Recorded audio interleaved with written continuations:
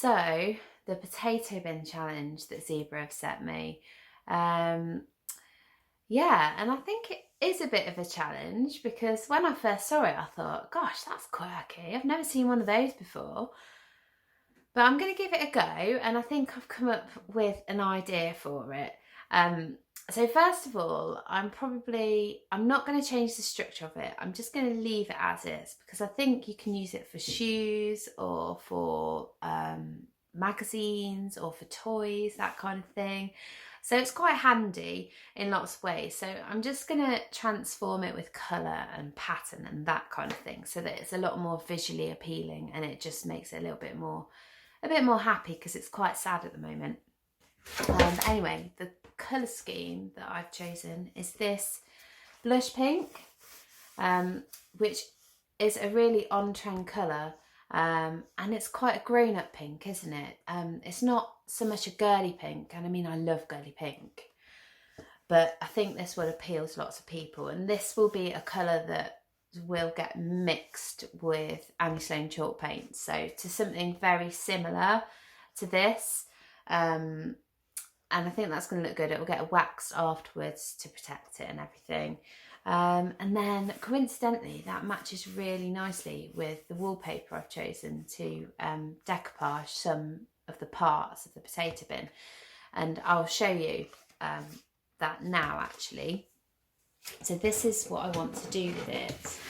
I have done a little sketch here. It's not a masterpiece, but it does give you the idea of which bits I want to paint, which bits I want to paper. So yeah, basically I'm going to do the sides in the paper and the lid as well, because that lid lifts up, and actually it faces you. So I thought, no, I'll do that in the paper so that you see it. And also the drawer at the top, this is actually one whole drawer, but it mimics three. So I'm going to do the three little squares in decoupage, and then it'll all get framed with this blush pink, which is just lovely. I think it's going to work quite nicely.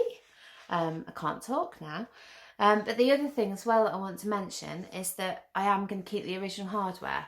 I think because I'm doing so much to the actual piece itself, I want to keep a bit of its history and a bit of its character. So I'm going to keep the handles at the top because I think they're quite sweet. They're kind of monochrome, black and white, so they should work quite well. And then the other thing I'm doing to add some character is, although I've painted it pink here because I went a bit pink mad, I'm going to sand this, and it will get lacquered or varnished, so then you can put a coffee cup on it or something, and it will be nice and hard wearing. So yeah, that basically shows you pretty much what it could possibly look like. And then also I need to give you a close-up of the paper, don't I? I've not done that yet. This is beautiful. This is a paper by House of Hackney, and it's a luxury paper. I've deliberately chosen something quite luxurious because I just feel that the box needs it. It just needs that wow, and it just needs that thing that somebody's going to go, oh, I love that design. I'll take it. So that's why I picked something quite quite eye-catching, I would say. But it's my favourite paper ever. Literally, I love this paper so much. I can't wait to use it. And that, I think I mentioned, but it's by the House of Hackney. So yeah, that should look good. But the last thing that I need to tell you about, and you'll think I'm mad for doing this, but I'm actually going to give the paper a faded distress look.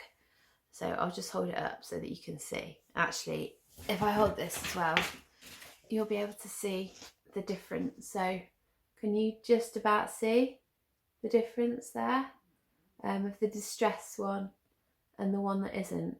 It just gives it, I think, a bit of a vintage appeal, and I really want that kind of look for this particular piece, because it has got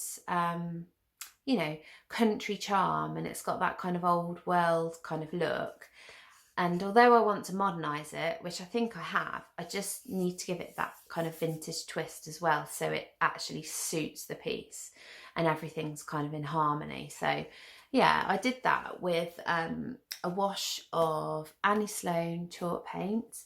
I can't remember the colour actually, but it was like one of the whites, probably old white, something like that.